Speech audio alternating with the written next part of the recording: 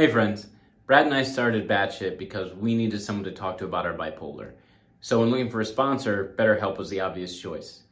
BetterHelp provides access to therapists via text, via Zoom, via email, via phone call, 24 hours, 7 days a week.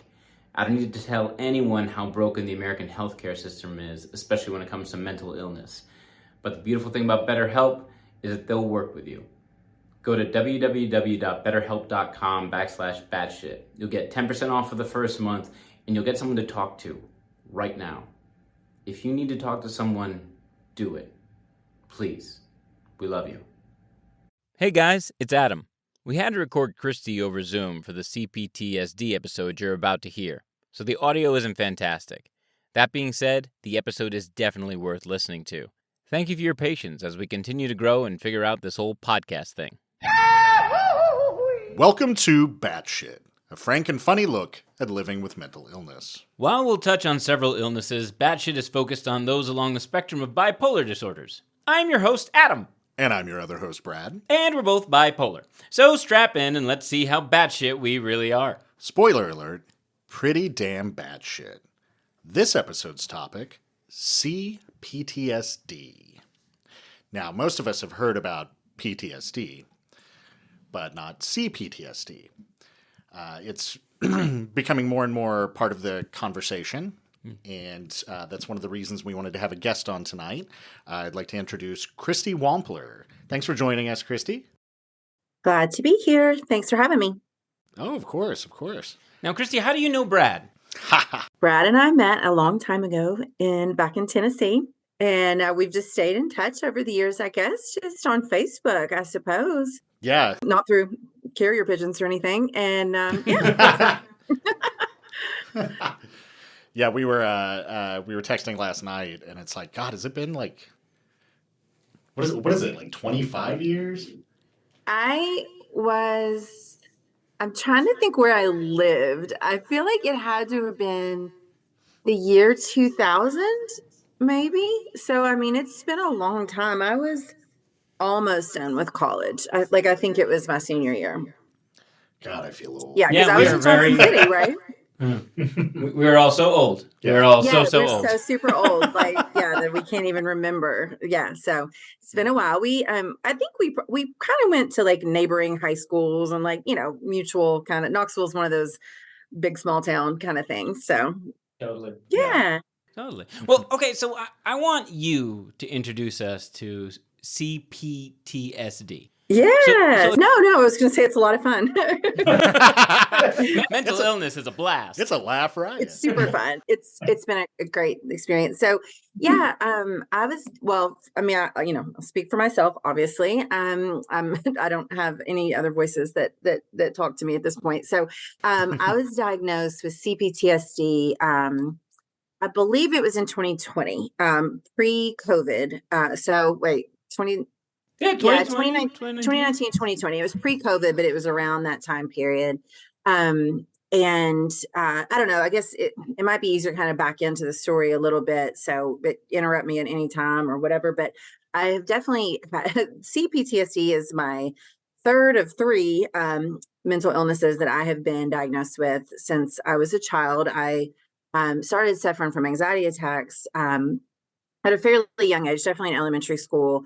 And it was kind of determined through a very brief stint with a child psychologist that I had anxiety, and that I know that I'll deal with that my whole life. And I'm very comfortable with my anxiety disorder. Like I'm good. Like I know how to function in that space. I know how to stave it off, all of that. Like I'm good with my anxiety. I was diagnosed with clinical depression around the time I met Brad. Total coincidence. Sure, it's a coincidence. You know, I hear that a lot. That's funny. Mental illness has actually skyrocketed ever since Brad started expanding his social network. Correlation is not causation. But in my 20s, and I would say depression has it comes and goes with me. It's not been a constant, like the way I've been hearing you guys describe your experiences with bipolar and how it's, it's kind of a consistent swing, I guess, or you guys are, it sounds like you're often in one of two places where depression kind of takes a back seat a little bit more in my life. I have more like depressive episodes, I would say. And then around probably 2019, 2020, I would say I was, since 2019, 2020, I've been probably more consistently depressed, dealing with that on a regular basis. But then C-PTSD entered the chat. And the reason, so I can't really pinpoint, I can't say that I haven't dealt with that my whole life and I just wasn't diagnosed, but it definitely hit really hard. I was, unfortunately, I mentioned that I have recently left my husband, my second husband, to keep things spicy. And I was definitely in an emotionally abusive situation with him. I would not be surprised if he does not suffer from narcissistic personality disorder, but I'm not a doctor. So, but he mirrors very exactly my father. So I am a good old fashioned textbook, like daddy issues kind of girl. And it's almost boring how like textbook it is, my experience is. But the main difference for me, when I realized that something else was wrong, was I was having these episodes of paralysis. I was having these episodes of complete shutdown for 12 to 14 hours at a time. I was having the just very different thing. It wasn't like an anxiety attack, or it was like an anxiety attack on massive steroids. Like it was just this different kind of beast. And I was seeing a therapist at the time. I've been in and out of therapy my whole life and on and off medications my whole life. I was off medication at this time, thought that I had things under control as far as my anxiety goes. And what's funny is I was dealing with an emotionally abusive situation, which causes its own trauma, it causes its own stress and anxiety and all of that. But what actually prompted the diagnosis, which I still think is just odd, is I was trying to watch the show Fleabag. Everyone was talking about Fleabag. It was around the time she won the Emmy. It's a great show. Yeah, well, I wouldn't know. I can't finish it. So that's what I hear. I was watching the first season, and I cannot relate to the character of Fleabag less. Like, I'm not British. I don't have a lot of her, I don't want to do spoiler, for anybody, but like the big traumas that were kind of going on in her life, can't relate. Like, haven't been there, haven't dealt with the death of a best friend, like none the causes of all that. Again, trying to be polite to anyone that hasn't seen it. But I was like 2.5 episodes in, like chilling at my house, watching it. And I just burst into tears, had a massive panic attack. It's a really well done show, but I could feel her shame. I could feel the character's shame, and I completely like came unglued. And I was like, well, that was weird. Like, I don't know what's happening here. So I turned it off and I thought, maybe I'm just stressed out. Like I'm just, things are bad, whatever. And so a couple weeks later, having a good night at my house, tried to watch it again, literally got about 2.5 episodes in again, registered with her shame and what she was dealing with as a character, came completely unglued again. So I'm telling my therapist about this, just kind of offhandedly. And she was like, oh, you have C-PTSD. And I was like, huh? And she started explaining, again, I can't relate to what the plot of the show was, but one of the main features of, from what I've read and what I understand, of complex PTSD is this massive feeling of worthlessness and shame that comes from the trauma that was impacted on you. And I was watching her deal with that, and it just like, she's just a great actress. It's a great show, I guess. So, but that was just the trigger point for me. And so my therapist was like, she knew my family history and knew some stuff. And she's like, we need to start looking at what's going on through that lens. You have a lot of unprocessed trauma, and it's fighting its way out of your system right now. So that's what led to the diagnosis. So it was Fleabag. Wow.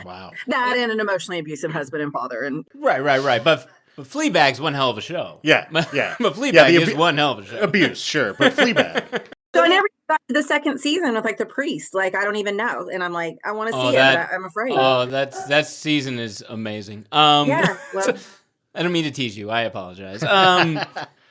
So tell me, you said that you were triggered by watching Fleabag. Have you had any other triggers since then, or and have you noticed a reoccurring, not theme necessarily, but like pattern? well, that I think was so oddly unique that's what, that's what made my therapist kind of take notice to it. But definitely for essentially the entirety, or the first 3 years of my relationship with my now estranged husband, I realize now was what brought out the CPTSD in me. I believe that for my point of view, I grew up with, I would say, a sociopathic father. He was never physically abusive with me. He was with my mother, but dealt with a lot of, again, very textbook kind of narcissistic, really crappy behavior, just really constantly shaming me, constantly screaming, very volatile. You never knew what was going to happen. It was very unstable. I also grew up like in a country club and like, a nice neighborhood. So it's like I had a lot of stability. I had a lot of, privileges and things like that. But it was a total shit show at the house. Like it was, I mean, he comes from a long line of shit shows. Like he gets it honest. And I think for me as a child, I mean, that's where my anxiety kicked in because it could have gone one of two ways. I could have just rebelled and given up and been like, fuck you. Like, nothing I do is good enough anyway. But instead I went the other way and became like the golden child and never like, whatever. But I think because that was all I knew, I was almost able to cope with it in a better way, or it was just what I knew. I was straight A student, never broke a rule, never did anything wrong, which again, you could unpack that all day long. And then when I was about 21, my parents got divorced and I was an only child. And even though their marriage had always been really shitty, it was just kind of like, it was what I knew. It was their marriage. I was like, you guys made it. Like, what do you mean you're getting divorced now? Their divorce was final on their 25th wedding anniversary, and they split up at their 25th high school reunion. So hello. But wow, all right. Yeah. So he got caught doing coke in a hotel room with like one of the women. So, when you've had enough. Line in the sand. Yeah. Don't do that. My mom was like planning the reunion. Like, come on, like be nice. But and then when they divorced, he decided he wanted nothing else to do with me. So my entire family completely cut me out I was away at college. Like I had nothing to do with their divorce. I was just living my life up there about 90 miles away. And so that was really what broke me in the beginning, because I had lived this whole life of trying to be perfect and it ended up not mattering, I guess was how it felt. So again, went through some stuff. And then when I met my second husband, I realize now, but I didn't see it at the time, how extremely similar they were in personality and in treatment of me. So I think what essentially happened was at 40 years old, like 8-year-old Christi came back to life. And so when I had this man who was very charming and who I loved very much and who could be so crazy about me and make me feel like $1,000,000, they call that love bombing,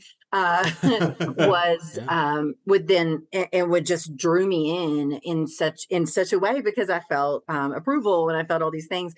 And then he would turn on a dime and he would berate me and he would scream at me, or he would stonewall me, just all these things. And I just became 8 years old and I couldn't stand up for myself, and I would just shrink and we would have arguments and I wouldn't fight back. I wouldn't say a word hardly, but I would start, I would get nauseated.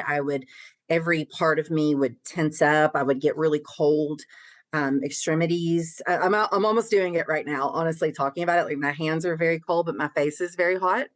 And, oh, I'm sorry. That's really interesting because that's a very extreme fight or flight response. Most of CPTSD is maintaining fight or flight mode at all times.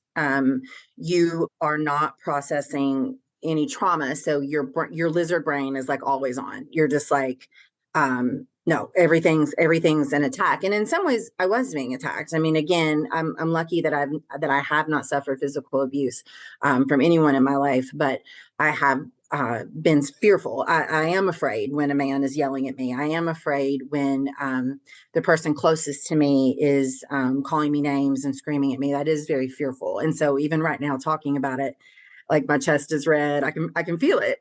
And then so we would fight, and I would shut down, just wouldn't say a word. I would cry, and then usually the next 12 to 24 hours would be me shaking, trembling, diarrhea, upset stomach. I couldn't eat, nothing, like just complete fight or flight. And I would go to flight or freeze. I guess I would go to fight, flight, freeze, or fawn. And I would probably cycle between freeze and fawn would be where I would be. I would be like either trying to make him happy and like, it's okay, it's fine, you're good, I love you, it's good. Or I would just be like in the corner. And that would last for hours. At the longest one, I remember laying in the fetal position on my couch alone in my house for 14 hours. Just didn't move. And then I would release, because finally he would come back around and he would be like, it's fine, or act like nothing happened. And then I would release all of that and I would just sob. And so, yeah, that's what C-PTSD looks like. You're in a constant fight or flight and release, fight or flight, release, fight or flight, release at all times. And your body's not meant to do that. It's fight or flight for a moment is what it should be. And I existed that way pretty solidly for about 3 years. No, and I mean that sounds exhausting. Like at the end of the day, it's you're physically draining yourself as much as you're mentally draining yourself. And I mean, how can, for instance, you spoke of your depression, you spoke of your anxiety, and if you're exhausted all the time, you know, how are you supposed to push back against the tide that is that depression? How are you supposed to cope with these high stress situations that are brought on, you know, your anxiety gets triggered by, you know? Yeah. How can you have any energy or mental faculty to practice self-care? Yeah. Well, I mean, exhaustion is such a trigger for anxiety. Even if you're just exhausted from like a day of travel or, you know, whatever, that's a huge trigger for anxiety and depression. So yeah, that was, again, the way that I would feel on a daily basis would just be kind of like I was on the edge of an anxiety attack all the time until I would finally, again, the C-PTSD feels very similar to an anxiety attack in some ways, but more heightened and more intense in some ways.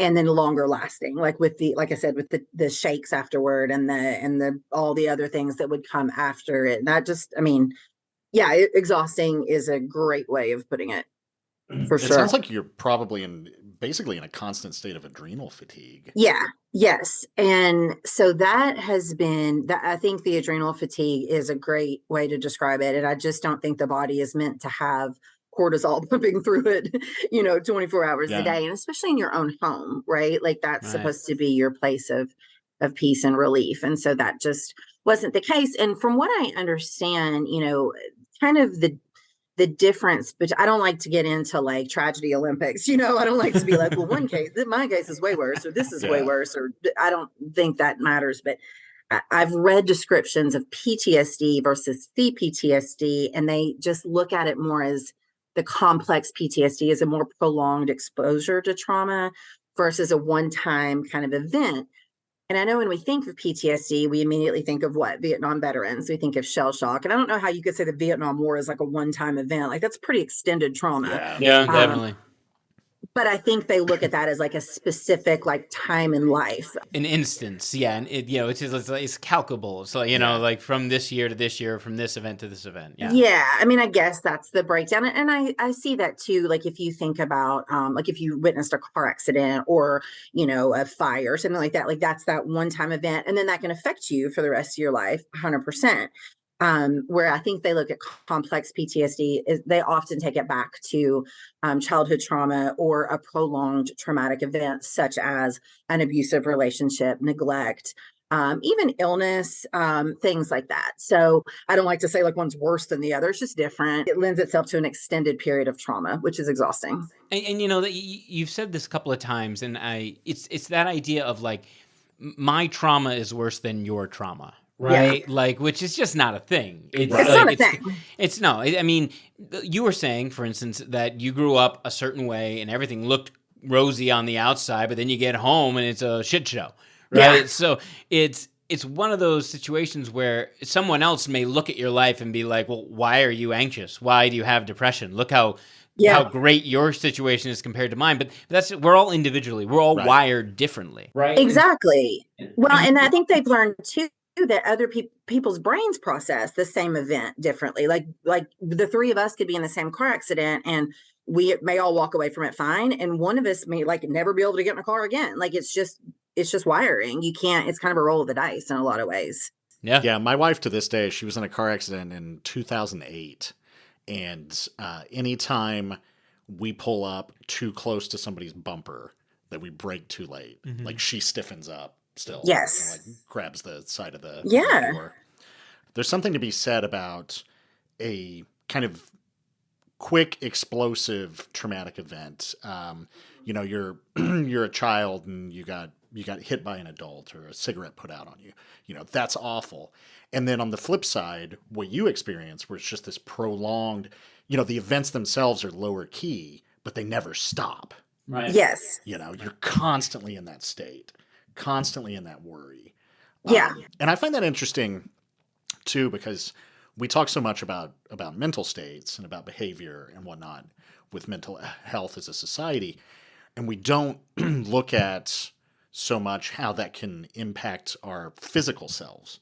Yeah. Right? Like you said, you're in this constant state of fight or flight, this constant adrenal fatigue. You know, your extremities are feeling cold because your blood is rushing to your heart and your head to protect your heart and your brain, because as far as your body's concerned, you're about to be eaten by a bear. Right. You know? Which, you know, you guys are from the South. You could have been eaten by a bear at any Or time. a possum. I mean, legitimately, like we're going to keep going back to that. Like the possum was in my kitchen a week ago. So I just feel like it's a big deal. No, it actually, it is. And we do have bears here, Adam. Yes. I knew it. Cocaine bears spoke the truth. They're fine. They're black bears are fine. No, no, the physical effects of CPTSD are extremely present in my life. Even now, I feel physically and I don't want to say like neurologically, but mentally, but not just from a mental health standpoint. Like my focus is very different. My attention span, my bandwidth. I feel like I am kind of permanently altered from this relationship, for lack of better terms. I hate to put that much responsibility on, or I hate to put that much like credit on him, but like, I think it's just a combination of the two. It was him bringing back to life, everything that was there or whatever. And I feel physically, solely from head to toe, like a different person than I was maybe 6 years ago. And so that part's hard because I don't know if that's permanent or not. And if it is, I'll learn to deal with it. And it is what it is. But I do feel, and I'm still very much in an active healing phase. And so I know that a lot of work can still be done and a lot of healing can be done. And that's, I'm open to that. But I do feel even now, and to the treatments for CPTSD are different. They're unique. And I was just getting ready to start the treatment for it when COVID happened. And of course, because why not? And one of the most popular treatments for CPTSD is something called EMDR, which stands for eye movement something.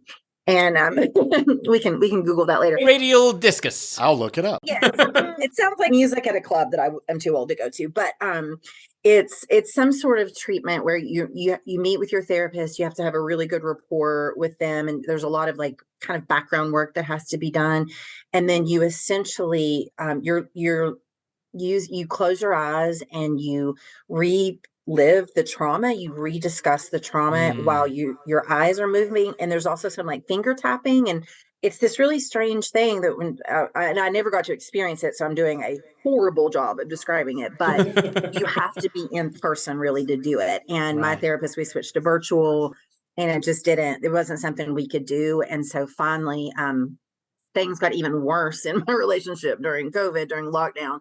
And I just finally waved the white flag and I was like, let's get me back on drugs because I can't do this. And so that's been a huge help. So I don't know that I am healing my CPTSD as much as I'm just managing it at this point, and I'm okay with that. Yeah, I mean that in and of itself takes a lot of strength to admit you need the help and admit that there is a path to find it, even if it may not be your chosen path. It is the path that you can handle right now. Now, yes. Let me ask you about the medication, because there are a variety of conditions where if you're starting to have an episode, you will then take a drug to help counteract it. Is that what your medicinal treatment is for? No, it's not. And I haven't, the first thing that comes to mind is like Xanax. When you say that, I have not ever been a big fan of that, just because even like a quarter of one, I'm out for like 14 hours and I just can't function like that. So I have always, so over the course of my life, in my 20s, when my anxiety was super high, I started on Paxil and I loved it. Paxil was my favorite drug. But you can't take Paxil and get pregnant. It's one of the only black label drugs for that. Really? So I did not know that. Oh, huh. Don't know why. It's an SSRI. I don't know what it is about Paxil. You can take Prozac, you can take Zoloft, you can take Lexapro. You cannot take Paxil.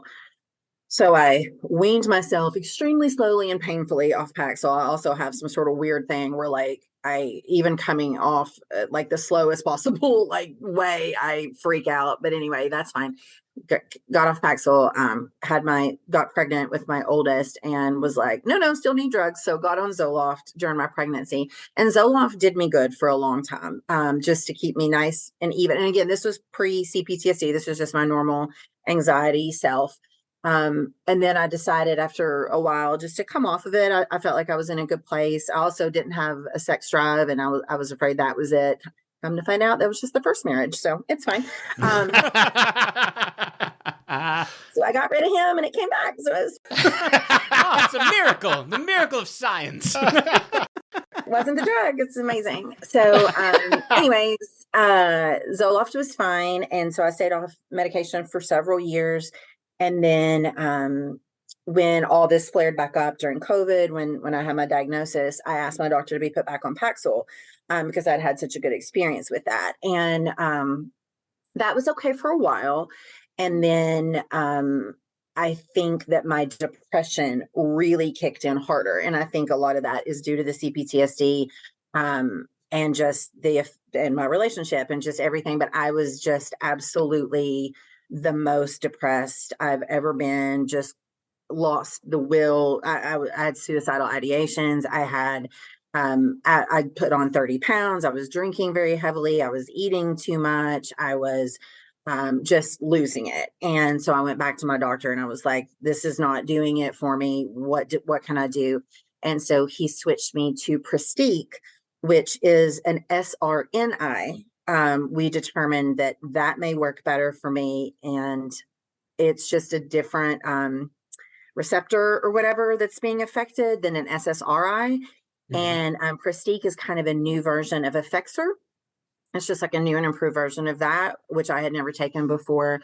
And that seems to be doing me good. I'm on 50 milligrams of that, and that seems to keep those paralyzing events, those overwhelming fight or flight moments, that has kept those at bay for me. Now I can still have anxiety attacks. I would still say I'm marginally depressed, but it's all manageable at this point. And again, I think a lot of that is situational.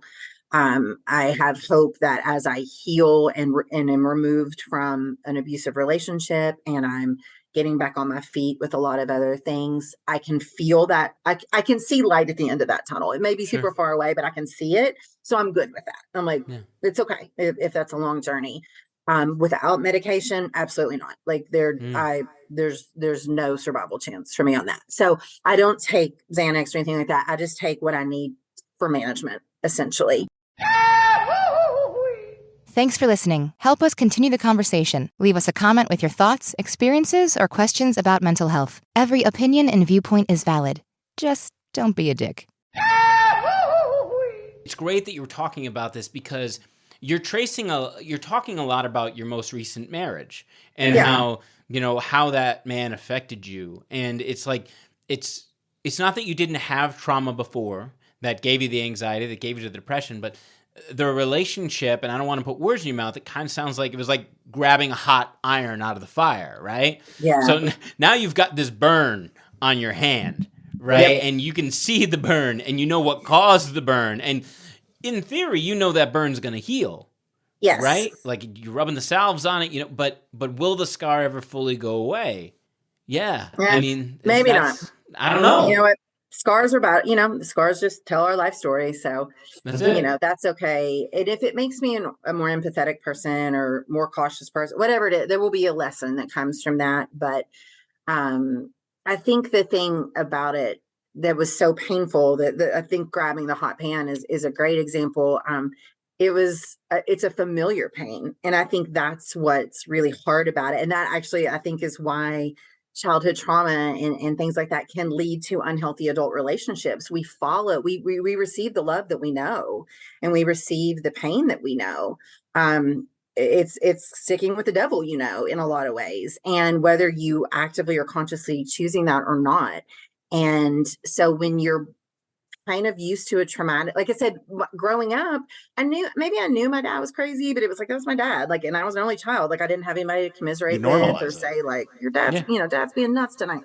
And so I just didn't, and I took the good with the bad. I knew how to balance it. Like, yeah, my dad's crazy and grounds me every year on my birthday, but like I get to go to the beach with friends and he takes me shopping. So it's fine. I just knew how to balance that. But did I, and so then like I said, like 30, 40 years later, when I'm facing it as an adult, that 8-year-old that was getting screamed at on her birthday is sitting here looking at a grown man like, oh, I felt like I had the same coping skills that I had as an 8-year-old. So it's almost hurt. It's almost like reopening that scar in some ways. That it's strange. The familiar pain, is just something that resonates. Like that's just a phrase that I repeat a lot. It's like the pain felt so familiar to me, and that part's yucky. Like I don't want to repeat that. I don't want. Yeah. So well, and this is why the process of therapy I think is so important for people. Is at our most fundamental, we're just computers, and whatever we experience as children is what programs us. And no matter how much you think you've dealt with something from when you were a child, or that it was normal, or that you've gotten past it, that's part of your base programming. Yeah. And one day something else is going to set that off if you don't deal with it. And maybe that is another mental illness. Maybe that's an abusive relationship. Maybe that's having children. We've talked before about once you have kids, that rips open every childhood wound you have. Yeah. But yeah, I think this is why therapy is so important. You get at the root of your own programming. And like you said, deal with that familiar. No, I agree completely. And then at the same time, and I think, Brad, you and I were kind of discussing this a little bit last night. If you've been in therapy long enough, like I have, I'm like extremely self-aware. Like I know my shit. Like I know, like I said, I am textbook daddy issues. Like it is like, you can just script me in a 90s sitcom. Like it's good. Like you guys can't see this at home, but she was just doing jazz hands, which makes you think like there should be a musical about it, but there just hasn't been yet. Oh, that would be a great musical. That'd be Daddy issues. Daddy issues. Daddy issues. Yeah, let's do it. Yeah, you guys are the Hollywood folks. Come on. Yeah. Look, my manager, my agent, my whoever is going to call you and want 10%. I don't know how any of that works. Marty Scorsese, have I got an idea for you? Daddy issues. Let's greenlight it. But yeah, also at the same time, like I'm so sick of this story, I could puke. And I think that's like a lot of the shame. So much of C-PTSD is centered around shame and worthlessness. And part of my shame is like, shut up. Like, we get it. Like, it's okay. Like, God. Yeah. And it doesn't help that my husband would say the same thing to me. Like, you got to get over it. I'm like, okay. But it's aggravating because it does feel like I'm choosing to like carry this boulder with me everywhere I go. And I'm like, trust me, I wish it would get off my fucking back. Like, I'm sick of dealing with this too. I'm hugely self-aware of all of this. I know where all of this stems from. Like I can, whatever. So it's aggravate. Therapy is great, but it's also like, I would also like to just remove my brain 9 times out of 10, like just be done with it, honestly. Can you do that? Can you remove your brain? I'm trying. I'm looking into it. I'm going to replace mine with monkey brain. Monkey brain. That'd be sweet. Yeah. I'd probably be better at life. I think that's the worst part, right? Like when you're self-aware, when you've been going to therapy for as long as you've been going to therapy, and you're like, oh, I'm like this because of this. I do this because of that. And these are the triggers. All I need to do is like, I often relate it to overeating for me. I'm like, I'm sitting there going, you know what? I know that I'm going to eat that entire family-sized bag of Doritos. Yes. I know I'm going to. And I know it's bad for me. And I know it's bad for me. I'm going to hate myself tomorrow. Yep, exactly. Yeah. And, you know, people, my wife will sit there and be like, just don't. Just don't do it. And I'm like, that's not an option. What are you, why would I not do it? I mean, it's great. Yeah. No, I definitely, I almost think that self-awareness, that feeling of being over-therapied or whatever the word is leads to some bad self-medicating sometimes. Because I'm just like, what the fuck does it matter? It's just because sometimes it does feel insurmountable to me in some ways because, and again, there are some really effective intense treatments for C-PTSD out there. I haven't revisited doing EMDR. There's another one called ART. I don't know what that stands for. I'm not familiar with it. It's supposed to be more gentle than EMDR. Honestly, right now, I'm still highly in survival mode. And so I'm like, the last thing I kind of want to do is like process through all this trauma because I'm still living through this trauma. Like it's still active. So maybe one day I will because what they essentially want to do, they look at it, and I think this is a good description of what's going on in your mind. There's the famous book that really a lot of people talk about when it comes to CPTSD is The Body Keeps the Score. Oh, but okay. There's been, it's a very well-known book, but it's not as what I'm starting to see a little bit of talk about it, that it's not the end all be all that some people thought it was, but it's a good starting point for understanding the way that traumatic events literally affect us neurologically and physically. It's looking at it beyond the woo-woo psychiatry therapy of it all and being like, no, actually your body and brain are doing this.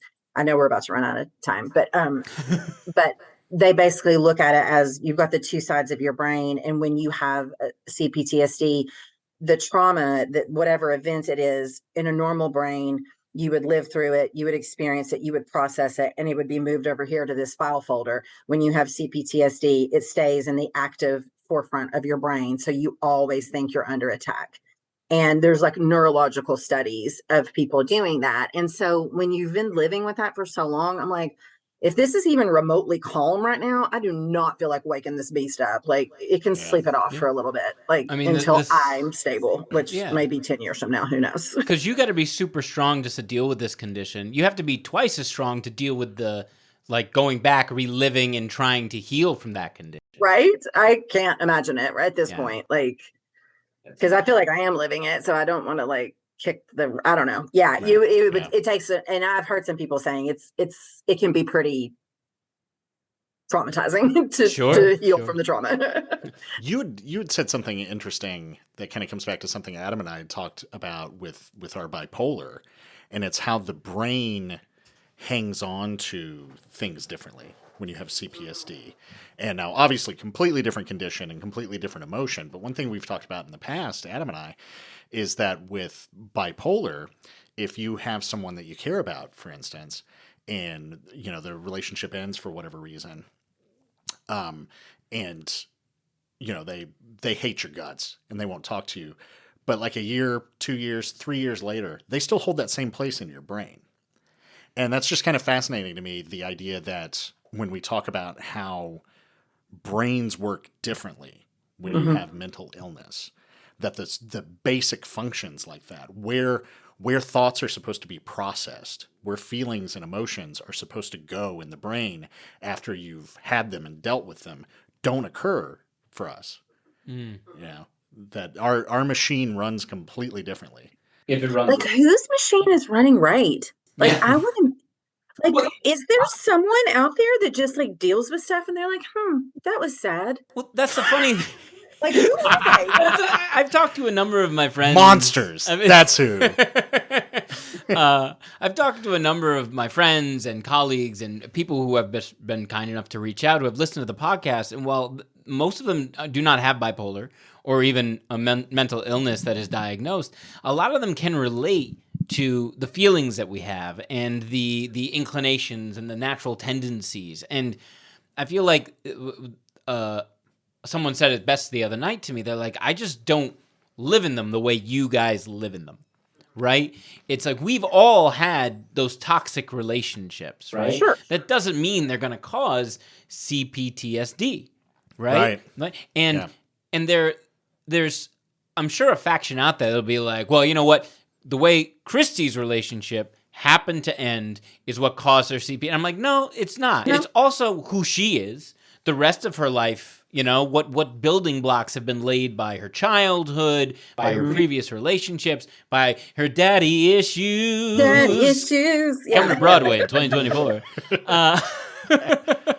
And I think everyone out there who's listening should recognize the fact that these feelings that you're having, you should be validated by them. Yeah, just like I'm validated by the ice cream man driving around outside. I was going to say, did you just see my face? I was like a dog. I was like, whoop, ice cream truck. Yeah, we're going to have to stop the interview, Christi. And, okay. It's an ice cream truck outside? I'm so jealous. Yeah. It's a really shady ice cream truck, too, by the way. Like, it's something you're like... They all are. It's a soft serve ice cream truck. No, sir. No, that's not okay. For $3, nope. Like, it got my wife and I through 2020. Because... In Tennessee, we arrest people for things like that. That's not okay. We've passed laws about that. No. The soft serve ice cream law of 1998. But I mean, I think what you're saying though about like other people's feelings being like more normal or what like process. I don't think that even like the way that you guys describe that you feel, whether you're manic or depressed or any variation thereof, or even the way that I hold on to things or can't process things. I think they're all baseline, primitive, normal human emotions that maybe in our case are just, I don't know, again, it sounds like the tragedy Olympics, but it's like they're bigger or they're in a different, like, I think that's why we can all relate to these stories. And I think that's why it's important to talk about them because maybe, listen, I've been treated like shit by plenty of men. Like, don't get me wrong, but like not all of them make me end up like in a fetal position for 14 hours. Like there's plenty of times that I've been like, that'll do. Like you raised your voice at me? Absolutely not. Like I have walked away from dates before. I have broken up with, I have it in me to not be traumatized by someone being shitty. Like I am not traumatized every time somebody looks at me wrong or whatever. But there are certain times when you just get me. There's a button you found or whatever it is. I think that, and we can all, like, even listening to the past few episodes that I've listened to you guys, I can relate to some of the things that you all are saying, knowing full well, I don't have bipolar disorder. You guys are experiencing human situations and feelings, but just at a different level.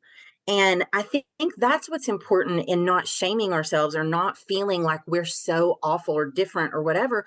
We're not. We have the same human experience. We're just experiencing it at a different volume. Maybe that's what it is. Yeah.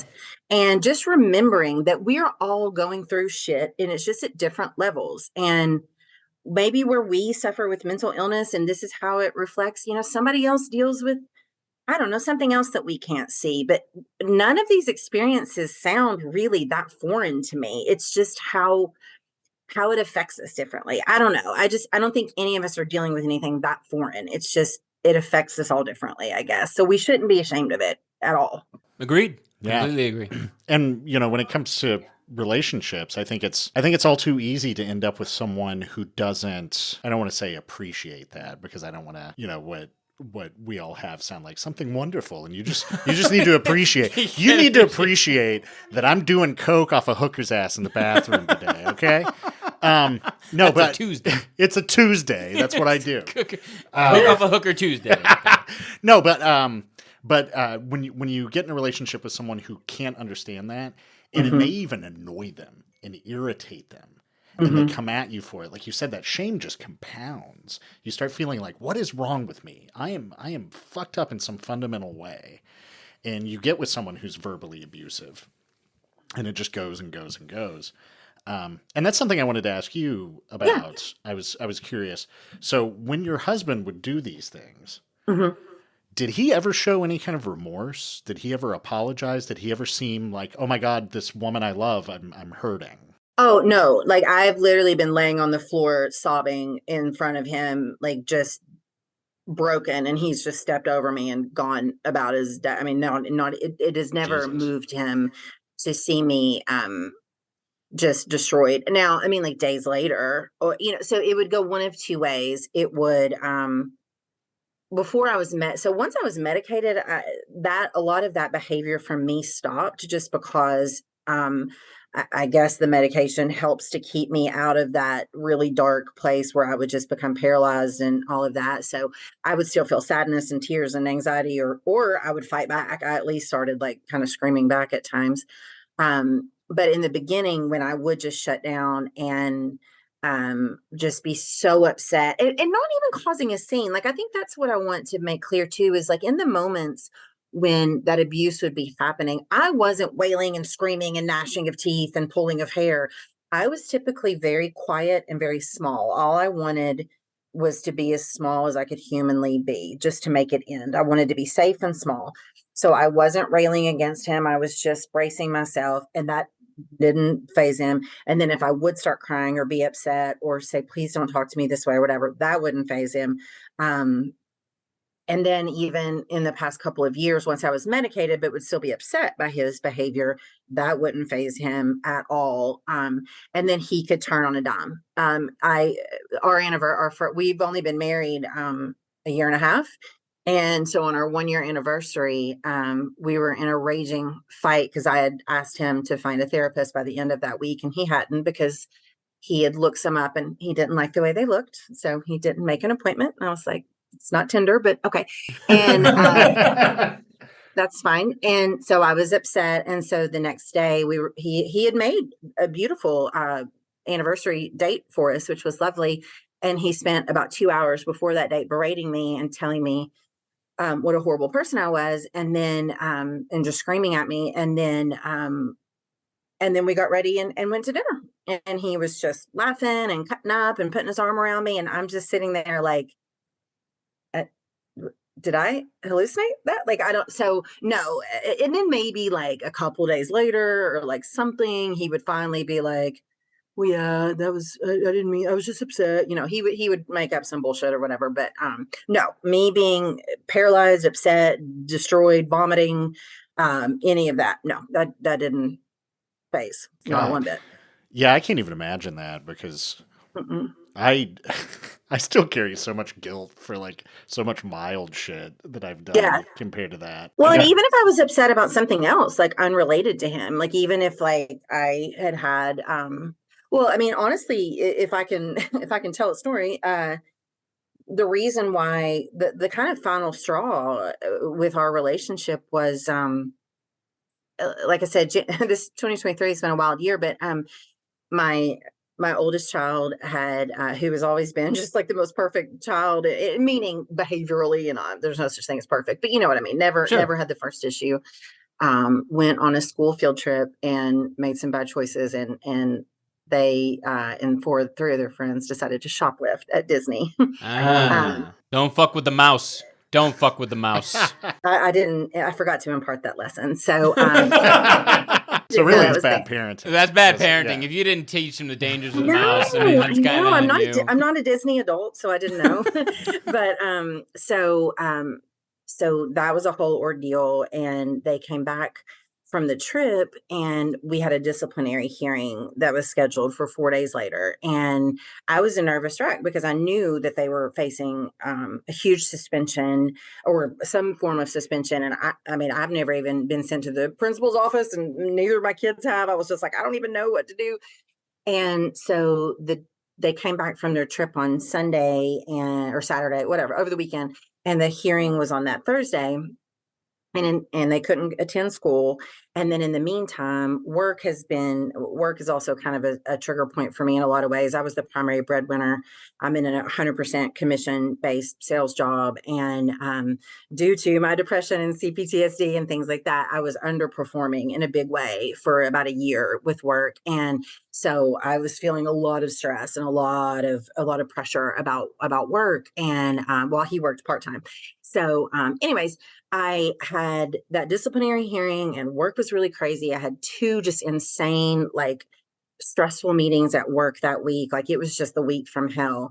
And he decided to pull a prank on me that week. He prank called me as an angry client that I had missed a meeting with. And he was furious and was like fussing at me on the phone. And I was like, "Oh, I'm so sorry, sir." And, I thought it was a real client. And then he like gave his phone number or something. And I realized it was my husband's phone number. And I was like, was that you? Like, is it John? Is that you? And he started laughing. And I just had a panic attack, like on I started hyperventilating. And I was like, why did you just do that? Like, I don't understand. He's like, "Oh, I was just kidding." And I was like, I'm having the worst week of my life. And so, he said he was sorry on the phone. He was like, "Oh, I'm sorry." And then that was that. And then the next morning I had therapy and I told my therapist about it. And she was like, "Are you fucking kidding me?" Like that is a line in the sand. Well, yeah. So I came home from the therapy appointment that morning, really upset. And when he asked what was wrong, what's wrong, baby? What's wrong? Baby, what's wrong? This is like 18 hours after this prank call. And by the way, nothing else had been said about it. And I was like, "Well, I'm just, I woke up this morning and I'm really struggling with what you did yesterday." And he fucking lost it. And he started screaming at me and telling me when was I going to take responsibility for my emotional reaction. And all he did was play a joke and I needed to get over it. I'm too sensitive. And I left. I packed my shit and I left. Well, it's like, I don't need to say good for you because I think everyone listening will be like, good for you. Yeah. But it's funny. It's funny to talk about it this way because Brad and I both brought up how lucky we are to have Shannon and Mandy in our lives because they're very empathetic people. Yeah. And they can sit there and they can listen to us and watch what we're going through and react to that. Yes. And to be in a relationship with someone who cannot do that for you or refuses to do that for you, which is 10 times worse. I mean, all that does is compound your anxiety, your depression, like all of it. And it's like you are in a horrible situation. The fact that you got yourself out of that, you should have a lot of pride in that. Well, thank you. It's one thing to treat me like shit, but I knew that I could not parent my child through what we were about to go through. My child, I have a transgender child in the state of Tennessee, which is not easy. Yeah. And I want to be fully present for my children as much as I can. And this was a situation that we had never faced before. And his actions were getting in the way of me being able to focus on my child. And that's a no-go. Like, treat me like shit. That's one thing, but you get in between me and my babies and that I'm not doing it. So, I guess that takes some strength or some bravery, but and it takes privilege in a lot of ways. And I have very supportive family. I have extremely supportive friends. I had a house in a week. I had it moved. I mean, I was moved in. Well, actually I caught COVID and then I moved. So, because I had never caught it, and then I caught it. That's when you would catch it. That's when you would catch it. Yeah, exactly. It was literally perfect timing. It was great. He yelled at me the first night I had COVID. He called me Kevin McCarthy. I was like, "Bitch, now listen." Yikes! Yikes! That's the most insulting thing you could ever say to me. But yeah, so I mean, I have a lot of privilege that allowed me to get out safely and get out with help and all of that. And I know it does take some strength and bravery, but it's motherhood. I mean, it's parenting, and that's it. Like I said, if it was just me, if he was just being shitty to me, I'd still be there. I know that. But you get between me and my kids, nope, it's a no-go. Aside from Fleabag, yeah. Now that you're out of that, Yeah. What are the kind of ways that you're seeing the CPTSD present itself? So luckily not in a real big way. Again, mainly because of the medication I take, it keeps me fairly even keeled. I do still, again, struggle with my anxiety disorder and depression, but I have not had, and I don't know what we would call it, like a CPTSD attack or moment or whatever, a triggering effect, whatever. I haven't had one of those. Well, I would say I probably had one the night that I decided to move. I didn't sleep. I was up all night. I was trembling. I was having all of those. But really and truly right now, the medication does a good enough job of keeping most of that at bay. Now, as far as coping with just all of that, and again, they kind of a lot of the symptoms of CPTSD and a lot of the things that come from having that condition. Again, I took notes. I've got them sitting here and looking at them, but a lot of it is like physical pain. The feelings of worthlessness, feelings of shame. There's kind of some lingering effects that aren't that paralysis, that intensity, but there's definitely some lingering effects. The overeating, over drinking. Physical symptoms. You see me rubbing my neck. I have a lot of neck pain. I have a lot of just my blood pressure had gotten really high all of a sudden out of nowhere, just things like that. So to help me just kind of keep a balance on that, I'm trying to eat healthier, drink less. I'm having some cocktails tonight just because I was nervous, but I'm trying to take better care of myself, and I'm trying to just really rest both my mind and my body in ways that I don't really allow myself. I'm a very like type A, like high energy, go person. And so like on the weeks I don't have my kids, I allow myself to watch TV shows and go on leisurely walks. I used to work out in the gym like constantly. That was a big anxiety buster for me. It was like 2-hour workouts, like high intensity workouts. I loved it. It felt good. I loved the endorphins. I loved the, jackhammering it out of my brain. I can't do that anymore. I keep hurting myself. So I'm allowing myself to take leisurely walks around the neighborhood and not feel bad because it's not high intensity workout. Like it's fine. It's fine just to go walk. It's fine to do a little yoga on YouTube. It's okay. I'm learning to just be kind. I don't feel like I'm affording myself kindness. So that is how I'm dealing with it. But my other big distractions are things we don't cry on the show. You guys laugh on the show. Is I was telling Brad, one of the big things that's been really helpful for me when I'm feeling really stressed out is I've gotten really into some fantasy books, and I listen to them on audiobooks. Yeah, Brandon Sanderson, are you a fan? Oh yeah, we could talk Brandon Sanderson. Do you know Joe Abercrombie? Oh, Ooh, get you some Joe Abercrombie. Okay. Get you some. Oh my God! Like everyone, go read Joe Abercrombie. Like all of his stuff. So is that's amazing. been things like that are really helpful because they're huge distractions. If I'm feeling really overwhelmed, I'll just pop them in and I just go to the fantasy land, which is really nice. And I don't mind that because I feel like that breaks the cycle. If my thoughts are spinning, I need that to stop. And I'm not going to go work out for 2 hours like I used to. And I don't want to drink till I black out or something like that. But so I'm trying to find other ways that I feel like are healthy to stop that. So so again, I'm having more like the lingering effects, and I'm just trying to treat that with kindness. Affording yourself kindness, I think, is an amazing turn of phrase. Like I think that's a beautiful way of putting it, and like good for you, because a lot of people won't allow themselves that. They won't. And it's difficult It's when super you struggle with difficult. stuff like this. Like you said, the shame. We talk so much about the guilt that we have for things that we do while we're in episodes. Yeah. And you end up, and especially when you put the depression element on it, like you said, feelings of worthlessness. You know, I couldn't tell you how many times I've just said to myself in a day, "You're a fucking piece of shit." Yep.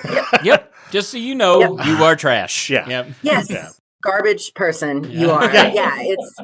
It is difficult to sit still. But one thing that's helping me, I think, in doing that is like a little bit, it's like my age. Like the first time I got divorced, I very much wanted to like live life again. I felt like I hadn't been living. And so I did the very typical, like I was going out, I was going to concerts, and I was traveling, and I was just like, woohoo, like getting my identity back, like doing my thing. And even though it hasn't been like that many more years later, like I'm 45, I've got teenagers, like I got a stressful job. Like, I ain't interested in going anywhere to see anybody. I got my 2 little cats. Like, I'm fine. So, like, I don't mind if, like, when my kids go back to their dad's house, if all I do is get caught up on Succession and, like, get my house clean. Like, I'm like, that actually sounds excellent to me, where in another part of my brain, I would beat myself up for that and say, go exercise or go do this or go whatever it is I feel like I need to be doing. I don't need to be doing it. I'm leading a book club discussion at the library in 2 weeks. Like, I'm entering like my crone era, and I am like ready. I cannot wait because I want peace, right? Like, Yeah. and if that comes with a concert or a trip or something at times, but that's honestly, I think I was saying that I feel like my brain is kind of forever altered. My bandwidth is almost nothing.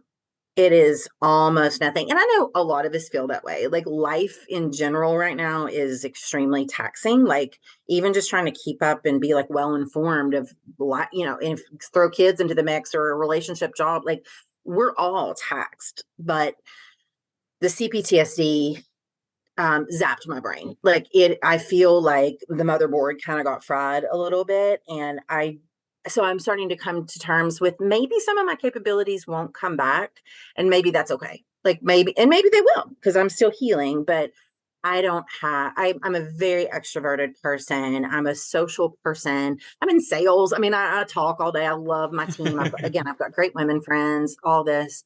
But I find the desire, I get asked to go do stuff and I'm like, no, I'm good. And I have to watch that. Is this a depressive thing? And it's not. There's times when I've shut down and I can't even face the world. This is just more, I'm preserving my energy. I'm trying to either rebuild or resettle. I haven't determined yet what that is, but I'm just letting the motherboard cool off because it's still smoking right now from the zaps, If you think about it from like your workout, example, is like if you had gone to the gym and you had blasted your quads and burned your back and other gym metaphors or sayings, and your body was wrecked, you have to give yourself rest days. Yes. Like, you have to. Otherwise, your muscles are never going to recover, or you're going to hurt yourself badly by trying to force yourself into a situation where your body cannot handle another workout. Well, I'd read once, this is really interesting, that willpower is actually a finite resource. Oh, that really? there are chemicals in your brain that govern your willpower. And so people who have to deny things more often during the day are more likely to lose their willpower and break down. I've read this specifically in regards to like weight loss. Like, someone who has to constantly throughout the day say, no, I'm not eating that cookie, I'm not eating those donuts, they're going to pig out easier at night because they've depleted their willpower. Yeah. But it's the same thing here. Like, you go through the week, you're exhausted mentally, your willpower is gone. It's like, all right, I have to sit and watch TV. Yeah, and that's forgiving yourself for that. Yeah. Especially if you're an ambitious person, or you're someone who's driven, or you're someone who feels like they need to take their life back. Like, you've had to take your life back after dealing with your ex. Yeah. It's like but being able to recognize the fact that you need time off, that you need a break, that you need to just shut down. And like, I do the same thing with fantasy novels. That's my main coping mechanism, is I will disappear into a book for hours. And that's how I recharge. And that's what it is. Quality time, right? Yes, it is. Like, yeah. Well, and that's where I'm learning to forgive myself, is like a year and a half ago, 2 years ago, when I was really in the worst depressive state. I was failing at work, and I was doing great at work. I was number 1, number 2 on my sales team. I was kicking ass, like, and I was relatively new in my career, and I was just nailing it. And things were getting worse and worse at home, and this depressive state was kicking in such a way that I couldn't make it through the day without coming home and taking a nap. I do not nap. I am high energy. Nope. I was missing not really missing appointments. I was just not motivated. I was not doing anything. So therefore everything was suffering. My job was suffering. My parenting was suffering. I was putting on weight. Nothing was being taken care of. Now what I'm realizing is I'm building back up at work again. I'm actually doing really great. My relationship with my kids, we've been having a blast. Like, we've been doing stuff. We go on walks and count all the dogs and cats we see in the neighborhood. And my youngest son and I just blasted through like 60 Jurassic Park movies because he's suddenly into dinosaurs. Like, I'm I feel myself engaging in ways that matter and that are bringing me joy. I love what I do for a living. I love my team. So, building that back up and being an active part of that brings me a lot of joy. Being happy with my children. John was very controlling in our household, and it was very hard to parent my children because of him. To like be in this house and be like, yeah, you can wear shoes in here. I don't care. Like, I mean, like, whatever. It doesn't. Oh, there's crumbs on the table. Life goes on. Like, it's so nice to like not live in Sleeping with the Enemy meets Prince of Tides. Like, it's so nice. Ooh, I've I'd never watch had that. a nice enough house either. Like, if you're gonna be that big of a dick, get me a beach house. Like Julia Roberts. My God. Earn that dickishness. Earn it. Hire a maid. Yeah. I did. I paid for one. And I still got yelled at. I still got yelled at about crumbs on the floor. I was like, you don't have a job. Like, they're your crumbs. I've been at work. Okay.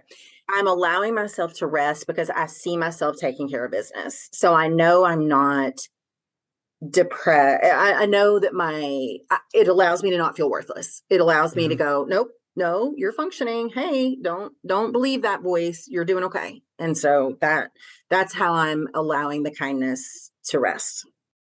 Nice. Yeah. Nice. I love that. I do too. Christy, this has been awesome. I want to say thank you so much for sharing, what you're currently going through, what you've gone through, you know, what you hope to recover from. I mean, like, all of this is just a continual journey that you're on. And it takes a lot of guts to recognize it, to be able to so succinctly describe how you're feeling. That's amazing. Yeah. Thank you. I'm inspired by both your strength and your attitude about all this. Because I'm definitely still in a phase where I'm like, what the fuck is wrong with me? Yeah. Oh, I have those days.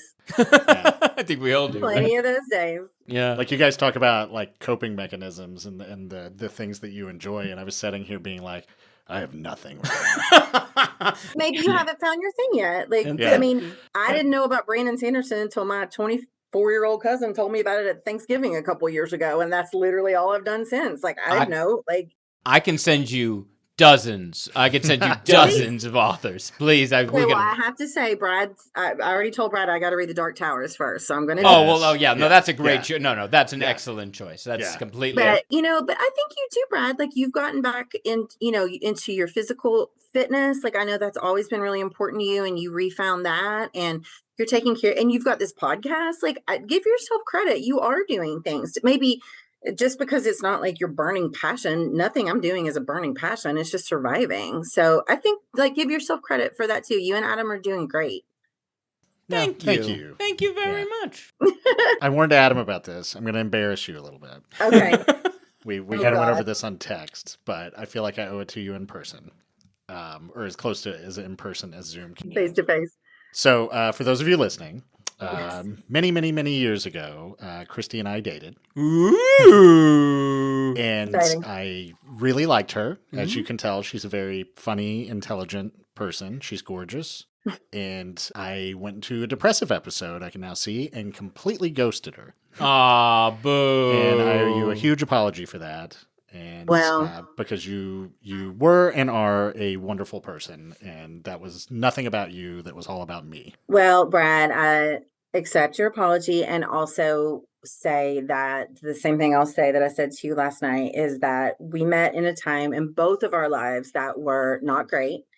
And I had no idea, I didn't even view it that way. I viewed it as like, well, I was just this hot mess. Of course he went away. Like, I never blamed you. And neither of us were, it wasn't what was supposed to be.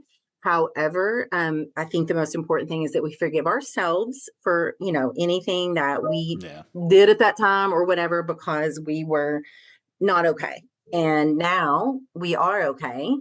And look at us now. Like, I'm so thankful for whatever path led us here. Like, it was fine. So thank you. You're very sweet. I thought that Brad was very intelligent, very funny, very creative. And I'm so glad he got the hell out of Knoxville, because it's not where he's supposed to be. I'm a hometown girl, but Brad, Knoxville's not the place for Brad. So everything worked out the exact way it was supposed to. And I'm so thankful to have reconnected with you like this. Yeah, I am too. This has been great. Amazing. Well, everyone out there, treat yourself. How'd you put it? You're allowing yourself kindness. How'd you say it? Well, You allowing said, yourself kindness. Like, just Yeah. be kind to yourself. This shit's really hard. find empathetic people who will listen to you, who will relate to you, who will, process what you're giving them and give back in a meaningful, healthy way. And who won't make you feel ashamed of needing to talk about these things. Right. Yeah. And talking about these things is a process. It's a way of healing. So please keep doing it with whoever you have in your life. And if you don't have someone, find someone, whether that be a professional person. The guy who works at the gas station. It's like $20 on pump 6, and let me talk to you about my childhood. Yep. Christi, thank you so much. It was such a pleasure meeting you. I look forward to talking to you again. Absolutely. You guys are doing great work. Thank you for telling your stories. I think it really matters.